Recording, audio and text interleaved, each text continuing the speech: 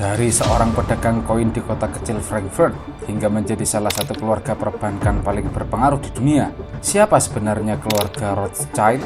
Dalam video ini kita akan menyelami fakta sejarah, inovasi keuangan mereka, serta peran penting mereka dalam membentuk sistem finansial modern. Ini bukan cerita konspirasi, ini kisah nyata berdasarkan data dan catatan sejarah.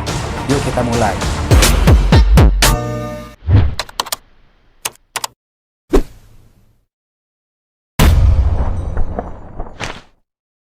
Awal mula dan pelopor. Mayer Amschel Rothschild lahir pada tahun 1744 di Frankfurt, Jerman, dari keluarga Yahudi Ashkenazi sederhana.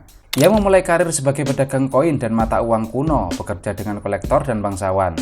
Kesuksesan Mayer dimulai ketika ia menjalin hubungan dengan Pangeran Wilhelm IX dari Hessen, yang kemudian menjadi pelanggannya. Berkat hubungan ini, pada 1769, Mayer diberi gelar Court Factor, semacam penasihat keuangan bagi bangsawan. Mayer mengajarkan anak-anaknya prinsip keuangan dan jaringan bisnis. Pada 1798, ia mengirim putranya, Nathan, ke Manchester untuk berdagang tekstil. Tidak lama kemudian, Nathan membuka kantor di London pada tahun 1811. Langkah ini menjadi fondasi jaringan perbankan internasional Rothschild. Jaringan 5 bersaudara dan era Napoleon. Mayer memiliki 5 putra, Amschel di Frankfurt, Salomon di Wina, Nathan di London, Karl di Napoli, dan James di Paris. Mereka membentuk jaringan perbankan keluarga yang saling terhubung di 5 kota besar Eropa. Ketika Perang Napoleon meletus, 1803 sampai 1815, keluarga Rothschild menciptakan sistem finansial yang inovatif. Mereka menggunakan surat wesel dan kredit lintas negara untuk mengirim uang dengan aman tanpa harus membawa tumpukan emas. Nathan Rothschild di London membantu mendanai tentara Inggris di bawah pimpinan Wellington. Sementara itu, cabang Wina membiayai pasukan Austria dan cabang Paris menjalin koneksi dengan pemerintah Prancis. Setelah Napoleon dikalahkan, Rothschild memberikan pinjaman besar ke pemerintah Eropa. Misalnya, pada 1818, mereka memberi pinjaman 5 juta pon ke Prusia. Tahun-tahun berikutnya, mereka menyalurkan pinjaman senilai hampir 10 juta pon kepada Inggris dan sekutunya. Keberhasilan ini mengokohkan Rothschild sebagai bankir paling berpengaruh di Eropa. Pada 1822, kelima bersaudara dianugerahi gelar Baron oleh Kaisar Austria. Lambang keluarga mereka, 5 panah yang melambangkan 5 bersaudara, menjadi simbol kekuatan finansial. Peran dalam revolusi industri dan infrastruktur. Setelah Perang Napoleon berakhir, Rothschild mengalihkan fokus dari pembiayaan militer ke proyek pembangunan sipil.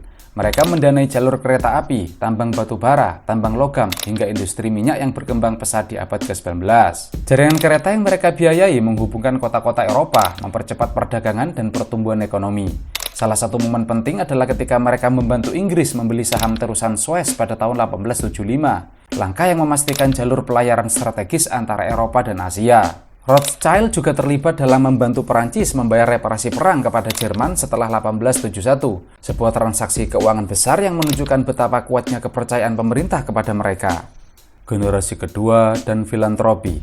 Di Perancis, James Mayer de Rothschild mendirikan The Rothschild atau Rothschild bersaudara pada 1817 dan menjadi salah satu bankir paling berpengaruh. Di Inggris, Nathan Rothschild membantu membiayai proyek besar seperti perusahaan berlian De Beers dan proyek-proyek kolonial. Selain bisnis, keluarga ini aktif beramal. Mereka membangun sekolah, rumah sakit, dan mendukung komunitas Yahudi di seluruh Eropa. Edmond de Rothschild bahkan dikenal sebagai Bapak Yusuf karena mendanai pemukiman Yahudi awal di Palestina pada akhir abad ke-19. Kontribusi pada ilmu pengetahuan dan seni. Rothschild tidak hanya berkecimpung di dunia keuangan, mereka juga mendukung ilmu pengetahuan dan seni. Lionel Walter Rothschild misalnya mendirikan Museum Sejarah Alam di Inggris yang menyimpan koleksi zoologi terbesar pada masanya. Miriam Rothschild menjadi ahli biologi terkenal yang meneliti serangga dan parasit. Mereka juga mengoleksi dan menyumbangkan ribuan karya seni, membangun rumah megah seperti Waddesdon Manor di Inggris dan Château de Verrières atau Kastil Verrières di Prancis, yang kini menjadi museum dan pusat budaya. Abad ke-20 dan era modern. Memasuki abad ke-20, Rothschild terus berkembang. Edmond Adolphe de Rothschild mendirikan grup perbankan Swiss yang kini menjadi Edmond de Rothschild Group. Dengan bisnis di lebih dari 15 negara, mulai dari bank privat, hotel, kebun anggur, hingga lomba perahu layar. Jacob Rothschild di Inggris mendirikan perusahaan investasi besar dan terlibat dalam proyek-proyek energi dan pertambangan global. Generasi saat ini seperti Alexandre de Rothschild memimpin Rothschild & Co. menyatukan cabang-cabang keluarga dan menegaskan posisi mereka sebagai penasehat keuangan global. Warisan dan relevansi saat ini.